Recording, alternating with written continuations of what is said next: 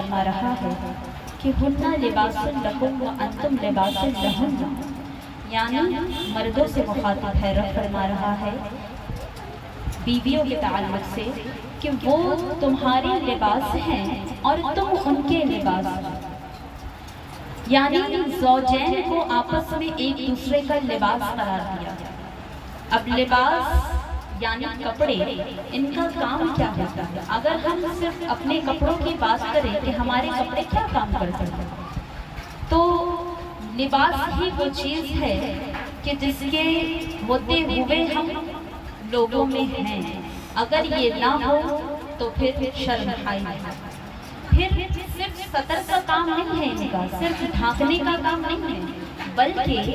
یہ ہمیں باہر کی تمام تکلیفوں سے بھی بچاتا ہے۔ گرمی ہے تو گرمی کے موسم کے مطابق کپڑے پہنے ہوئے، کاٹن پہنا ہوا ہے، ململ پہنا ہوا ہے، تاکہ گرمی کی تمازت، دھوپ کی تمازت سے بچا جا سکے۔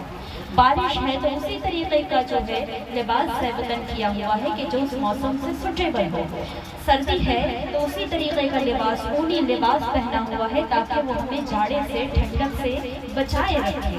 تو لباس ایک تو کیا کام کر رہا ہے کہ سطر ڈھانک رہا ہے جسم کو، دوسرا یہ کہ باہر کی جو تکلیفیں ہیں ان سے بھی بچا رہا ہے، اور تیسرا کام کیا کرتا ہے، ہمارے اگر کچھ عیب ہیں تو ان عیبوں کو بھی لباس چھپا دیتا ہے۔ جسم کے اندر کہیں کوئی عیب ہے، کوئی نشان ہے، کوئی زخم ہے، کوئی پھوڑی ہے، کوئی پھنسی ہے، کسی بھی طریقے کی کوئی تکلیف ہے، تو اس کو بھی ڈھانپنے کا کام کون کر رہا ہے؟ لباس کر رہا ہے۔ اللہ نے میاں اور بیوی کو ایک دوسرے کے لیے لباس جو قرار دیا،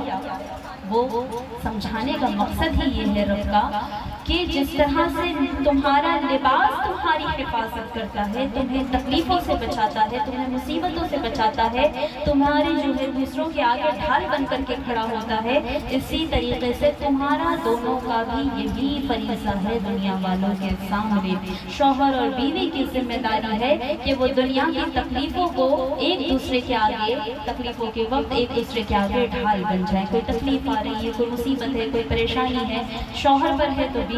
ڈھال بنے، بیوی پر ہے تو شوہر ڈھال بنے، دونوں ایک دوسرے کی عیب پوشی کر رہے ہیں کہ شوہر کے کوئی عیب ہے تو بیوی یوں کھول کر کے سب جگہ بیان نہ کرے، بیوی میں کوئی عیب ہے، کوئی کمیاں ہیں، کسی طریقے کی کوئی جو ہے اس میں عیب کی بات ہے تو اس کو لوگوں کے سامنے کھول کر کے نہ بیان کیا جائے، یعنی کہ دونوں کو ایک دوسرے کی عزت کرنا ہے، احترام کرنا ہے، وقار کا خیال رکھنا ہے۔ تو جو ایک دوسرے کے حقوق اللہ رب العزت نے اور رسول اللہ صلی اللہ علیہ وسلم نے متعین کیے ہوئے ہیں، ان تمامی کا خیال رکھنا ہے۔ یہ ایک بہت واضح پیغام اس آیت کے ذریعے جاتا ہے۔